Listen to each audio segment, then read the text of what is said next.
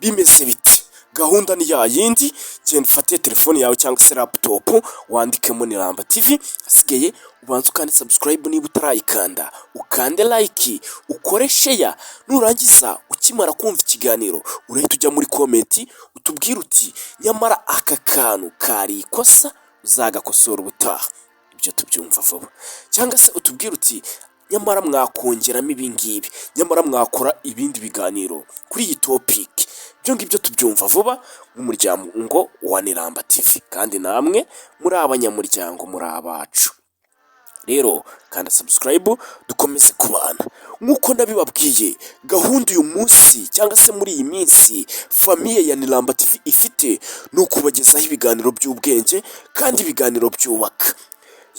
Nababwiye ko nzajya ngenda nkabaganiriza abantu b'abasaza ba kera baba bazi ubwenge, cyangwa se b'abasaza b'impuguke cyangwa se bahugukiwe ibintu bijyanye n'ubuzima ndetse n'imibereho.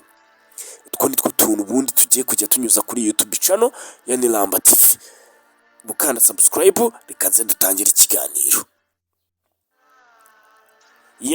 N'ibisanzwe rero mu minsi ishize ni iminsi nk'ibiri cyangwa se itatu, ni iminsi nk'ibiri cyangwa itatu, nari ndi kumwe n'umusaza. Ni umusaza ubona ko yari ari mu myaka nka za 70 cyangwa se za mirongo mbega hagati ya 70-75 hafi aho ngaho. Gusa nyine ni umusaza ubona ko afite akabaraga, yakoze siporo, arya neza, mbega ibintu byose ni utamu pe. Yari ahagaze neza, ameze neza, ahagaze bwuma. Gusa nanjye nabanje kumushimira kuba yari amaye umwanya ngo tuganire, noneho ngire n'utubazo mubaza duke duke. Musigaye muvuga ngo ntago ari utubazo ngo ni ibibazo, ngire n'ibibazo mubaza bike bike. Reka dutangire ikiganiro.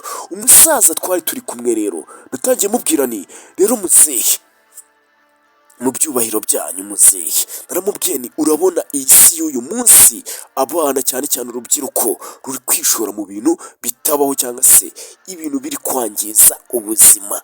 Atari ko hari ikintu bita ngo ni urukundo. Umve, niyo ngingo njye nahise nzara kuko icyo kintu ubundi dukunze kukiganiraho cyane, ariko aba bantu bakuru ubundi bo baguha ingingo zifatika, ingero ndetse na pourcentage bakazitanga. Naramubajije ni ese mubyeyi, ni nk'abakobwa bangahe bakunda abahungu b'abakene? Umve, wenda ndangije ndamubwira ni ushaka wakoresha na pourcentage cyangwa se ikigereranyo cyo kwijana. Ndamubaza ikibazo ngira ngo mwacyumvishe, ese ni abakobwa bangahe bakunda abakobwa bakene, bakunda abahungu bakennye? mu mbabarire, bakunda abahungu bakennye. Yego, muraza kwihangana ntabwo meze neza muri iyi minsi kubera maze iminsi ndara amajoro nkora ibiganiro, ngira ngo murabibona. Nyimubaza icyo kibazo, umusaza yarabanje arandeba kugira ngo abanze anamenye ngo ari kuvugana n'umuntu umeze uti. Noneho andebye nyine abona nanjye ntago noroshye.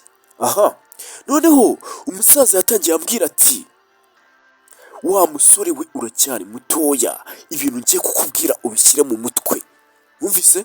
Ubishyire mu mutwe. Arangije arambwira ati urebye hafi y'abakobwa 55 ndetse na 65 ku ijana, abo nibo bakobwa bashobora gukunda umuhungu w'umukene igihe ibindi byose biri kugenda neza.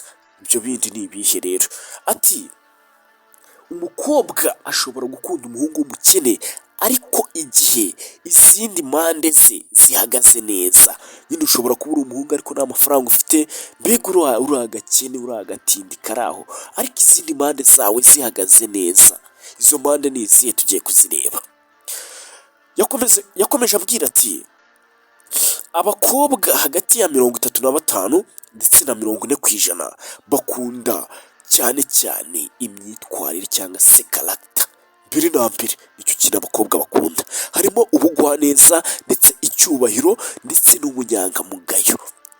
Ngo ikigereranyo cy'aba bakobwa ngo ntabwo bakunda amafaranga. Nyine ngo amafaranga ntabwo bayafata nk'ikintu cy'ingenzi, ahubwo bo icyo bashyira imbere ni imyitwarire yabo ikubiyemo ubugwaneza, icyubahiro ndetse n'ubunyangamugayo. Wabyumvise?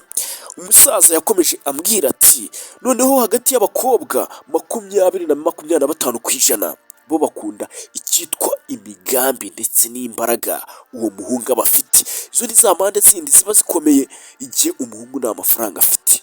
Uve ngo umuhungu ashobora kuba ari umukire ariko akaba mbega akora cyane, ubona ko ndetse ubuzima bufata nka seriye, mbega akaba afite n'icyizere cy'uko ejo hazagenda neza. Wabyumvise, hagati y'abakobwa 20 na 25% ni gutyo baba bahagaze. Bakunda ba bahungu bafite ingamba, bafite imbaraga ndetse bakora cyane, bizeye ko ejo hazagenda neza. Umusaza yakomeje abwira ati noneho hagati y'abakobwa 10 na 15% bakunda rwa rukundo rukura ariko ruhereye ku bushuti ndetse no gusangira akababaro ko gukora ndetse n'ubufatanye. Uve aho ni hagati y'abakobwa 10 na 15%. Bakunda rwa rukundo ruhereye ku bushuti, gusangira akababaro ndetse n'ubufatanye. Ngira ngo urabyumva amagambo umusaza yari arimo ambwira. Umusaza arongera arambwira ati noneho hari n'abakobwa, wumve ni umusaza, bihitiramo kwibanira n'abahungu b'abakire. Ngo abo ngabo twabafata nko hagati y'ikigereranyo cya 30 na 40%. Aba ngabo bahitamo ngo amafaranga ndetse no kuba umusore ahagaze bwuma mu bintu bijyanye na finance cyangwa se n'ubukungu. Icyo kintu uri kucyumva ariko noneho ngo abakobwa hagati ya 5 ndetse n'10% ngo babita ku mafaranga cyane. Uve ngo nicyo kintu bafata nk'ingenzi.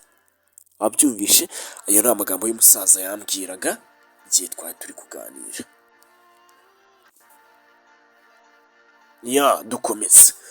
Ubwo uwo musaza noneho twari dusanga bageze ku mpera z'ikiganiro cyangwa se ku musozo w'ikiganiro nari nateguye ndibuze kumubaza, umusaza yahita ambwira ati wa musore we, wowe nujya gukunda ntuzite ku mafaranga, ahubwo uzite kuri karagita z'uwo muntu. Reka nkubwire ngo kanda subscribe